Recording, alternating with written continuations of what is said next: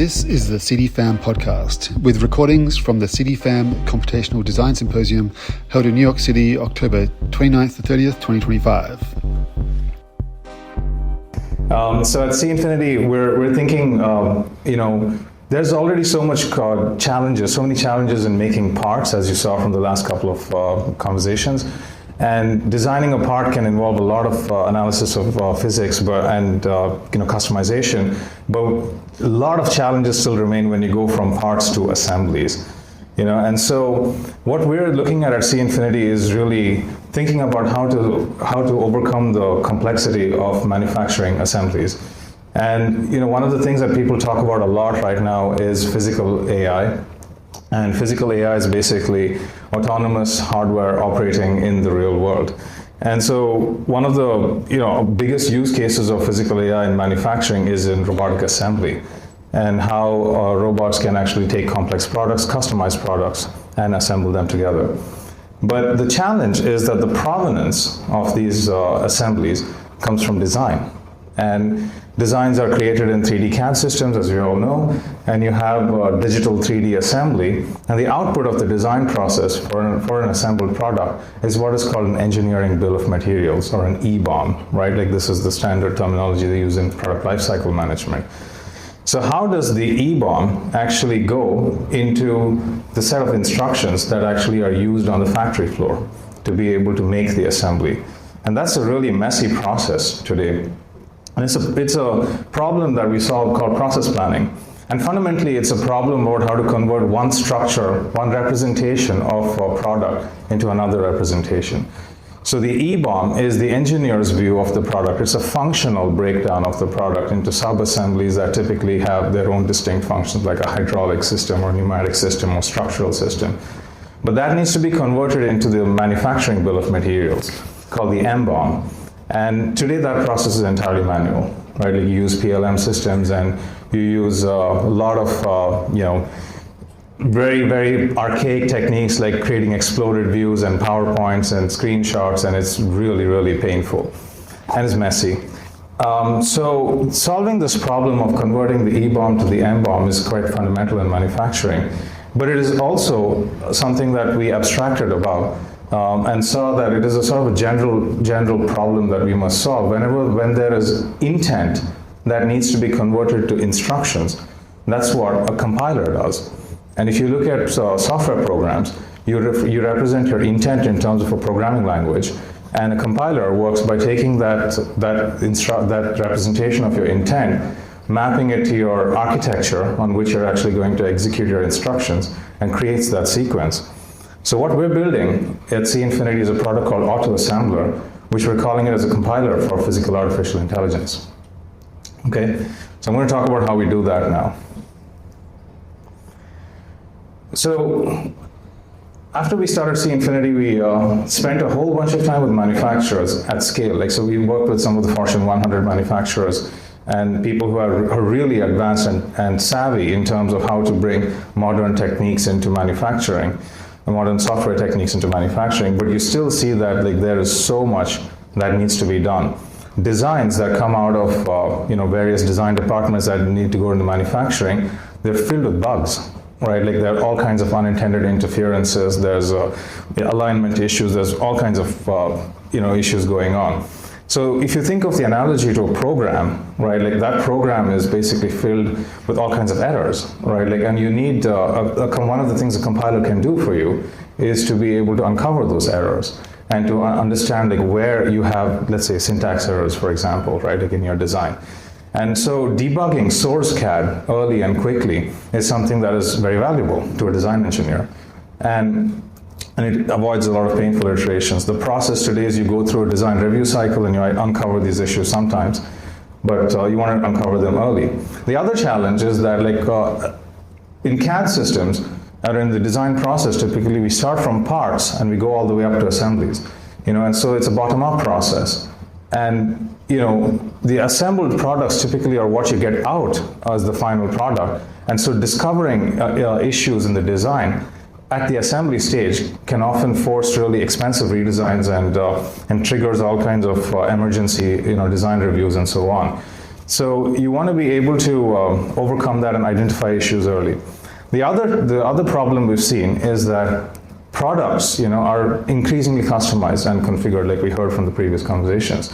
And so this is happening at the assembly level too, right? Like the simplest example is if you want to buy a computer, you can configure your GPU, you can configure your hard drive and whatever, right? Like, so you can do that not just for simple consumer products, but you can also do it for like really complex, like off-road automotive products and semiconductors and so on. So when you have multiple configurations of a product, every change you make to a design ripples across all of those configurations, and they can affect the manufacturability of a whole product family. Now you're thinking about not just a single design, you're thinking about a class of designs. So how do you manage that kind of complexity? So we said that like if you can actually constructively define a process plan from a design, they take a design as the input and generate a sequence of operations that can be used to make that design or assemble that design in our case. It is a constructive proof of design for assembly. And so if you can construct that proof, then you at least have a valid assembly sequence or a valid process plan, but if you can't, you have an issue. Now going from design to manufacturing, you want to be aware of how the products come together in your specific factory. Like if a company has production lines in say Indiana versus Brazil or Germany, right? Like those factories are going to look different.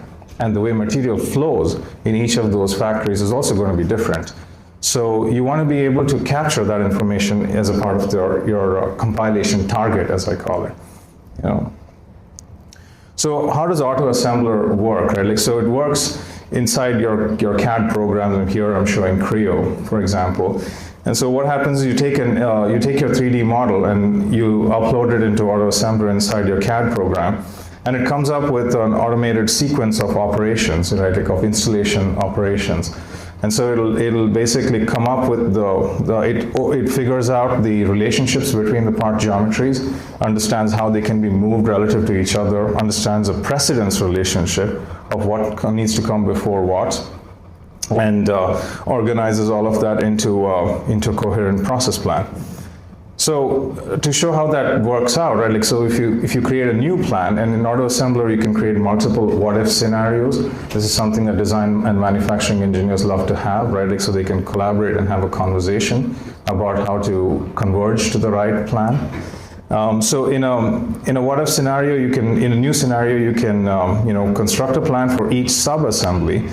And you can customize your plan to be able to create specific groupings of parts. Now, groupings is a way in which we do design. Like, for example, you have bolt patterns and mirror patterns that you see all the time in design geometries, but you also use it in manufacturing to be able to convey the right kind of instructions. So similar parts need to be treated similarly, in a process plan. So we can create that level of specificity inside the process plan, and the planner is fast and it adapts immediately to be able to take in human input and recompute a process plan that actually works. And the next challenge in the EBOM MBOM conversion problem is you have to be able to adapt your structure to the manufacturing line. So in this case, what I'm saying is that let me just go back here. What we're trying to show here is that if you look at the structure of the assembly, I want to make sure the designer has said that the timing cover and the water pump, these two subassemblies over here, are distinct subassemblies, but the manufacturer says, you know what, I'm going to take all of these parts together as a bag of parts and make them together in a single assembly cell, right? So how does that work out in AutoAssembler? So you can move your design structure and reorganize it and try to construct a manufacturing plan, right? Like, so you do that and you construct a plan for the water pump and the timing cover, you get a new plan. Now here's an example of a bug, right? Like that happens. So what you see is that like you have a bunch of parts that belong to a bearing that are shown, in red. So why is that? So AutoAssembler says that, well, you know what? Like the design of this bearing has the balls of the bearing inside the bearing race, and there's no way in which I can assemble this. So, but what happens in this case is that this is actually a part that I got from a supplier, right? And the suppliers, they don't give you your entire CAD models. So you can say, this is a pre-assembled geometry, don't try to construct a plan for this. An auto assembler is going to, work with those constraints and create a plan for the rest of it. And the third thing we see from engineers, or a request from engineers, that they want to customize plans. So they say, yeah, this is great, but I want to take, the shaft over here, and I want to move it all the way up right after the impeller, because I want to use the shaft to align the parts that come after that in the assembly sequence. So you can reorder the plan if you like. So it's like a human AI partnership over here, where the human engineer says, okay, these steps in the plan need to be updated, and the artificial intelligence solver can figure out whether that plan is valid or not, and comes up with the right sequence. And the next thing that auto assembler does is it's introspective, right? So it looks at what it can do with the plan, and it says, there are some places where I just simply can't construct a plan, and I see some interferences here, but maybe you know how to solve it, human. Right, because it might involve some complex motion or some really flexible geometry that I can't really figure out in a meaningful way. So the human can override the AI's roadblock effectively, and then the AI progresses with the plan to come up with the updated sequence. So there's all kinds of things that we do inside AutoAssembler to build this collaborative intelligence between the human engineer and the automatic planner, that become very, very useful to the process of converting the EBOM to the MBOM. So we call this building AI with mechanical intuition. The output of AutoAssembler is a set of instructions that are directed either towards humans or to robots. Human output is presented in the form of work instructions, and robotic output is presented in the form of joint angles and programs that you can use to actually construct the sequence. So this is it's mechanical intuition because we take the design and infer the design intent from it. We figure out how the parts were supposed to move together or interact with each other from just a geometry specification. Converting the language of geometry to the language of motion is a challenging problem to solve, and we were able to overcome some of those challenges. And you see that it is a collaborative tool, so you can work together with the AI to construct your process plans and output the instructions. And this, it's been a year and a half since we started the company, and the solution is already deployed in some leading manufacturing companies, including a couple of Fortune 100 companies, right? So they're using it as a part of their day-to-day process. So the challenge in this EBOM to MBOM conversion can be seen in this diagram, right? So this is the engineering design representation of the assembly tree, and this is the manufacturing representation, right? Of how the parts need to come together in a sequence. And the transformation is what we can do with AutoAssembler. And now we get to the next level, right? Configurations, product configurations, and how do we manage them. So as I said before, there's a lot of customization for hardware products. And in the picture above, I have 3 examples of a fairly simple assembly that has 3 distinct configurations. Variants of products are created all the time for customization, but from a manufacturing point of view, you want to reuse existing knowledge as much as you can. Right, so if you have a product where some of the subcomponents or subassemblies are reused, you don't want to redesign or recompute a manufacturing plan or an MBOM for those subcomponents, and you want to be able to take advantage of what you've done before. And this is especially true in high-mix manufacturing, right? So this is where we get into the concept of a configuration space, right? So in a lot of in the early days of robot motion planning, what people tried to do was to define what is called a configuration space, which is basically all the possible states in which a robot can move in, and try to partition it into regions where the robot cannot move versus where the robot can move, and then figure out a motion plan, in that space. So it's the same concept that can be applied to product assemblies. Right? Like, so if you have variants of products, you want to think about like how they can be organized in such a way that some design modifications are infeasible, and whenever the modifications are feasible, you want to reuse existing knowledge. And what we do to solve that problem is to use machine learning to create a representation of your entire product variant space. Because one of the things you can do very well with machine learning is create embeddings of geometry. And when you have embeddings of geometry represented as a data set, then you can, as a database, then you can query and pull from existing geometries to do surgery, as I call it. So you have like, you pick and place the components of a plan that you need to and stitch it together to create your new MBOM representation. So this allows users to generate output 10x faster than they can today, right? So this is a really effective procedure. I'll go really quickly through this video to show you what the reuse looks like. So here's one variant of a design, and we've constructed a plan for it.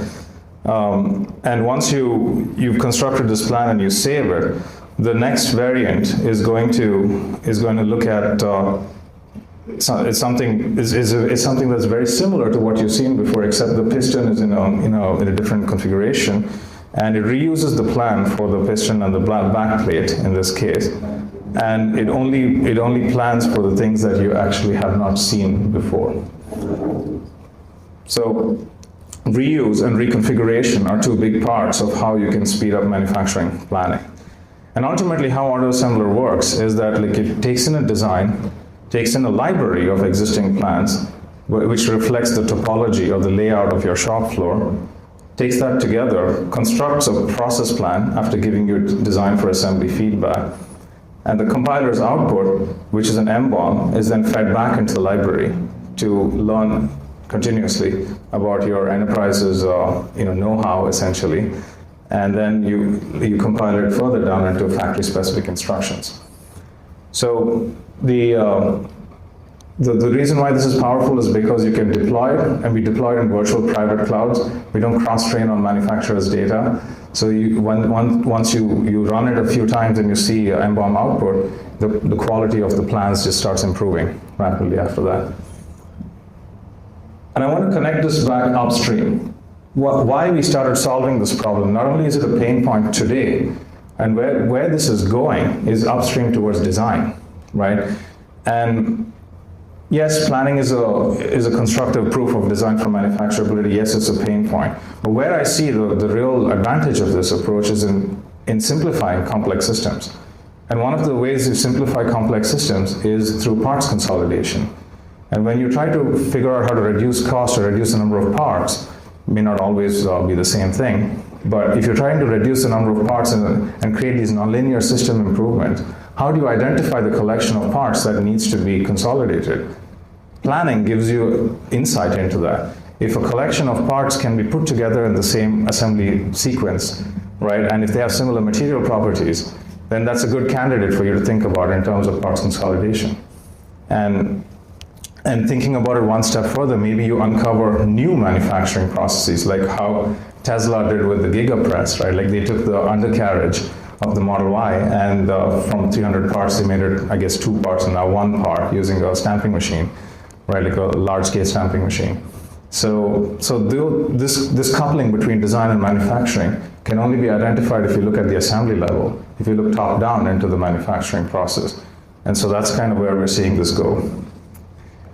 So we want to unlock system-level efficiency, search a product configuration space, compile intelligently to get process plans to transform the EBOM to the MBOM. This is a huge problem, $50 million year over year for large manufacturers, and get to the point where we can compile it all the way to physical AI and go upstream to design. That's our vision for C Infinity. If you're interested in talking more about AutoAssembler and C Infinity, please talk to me after this.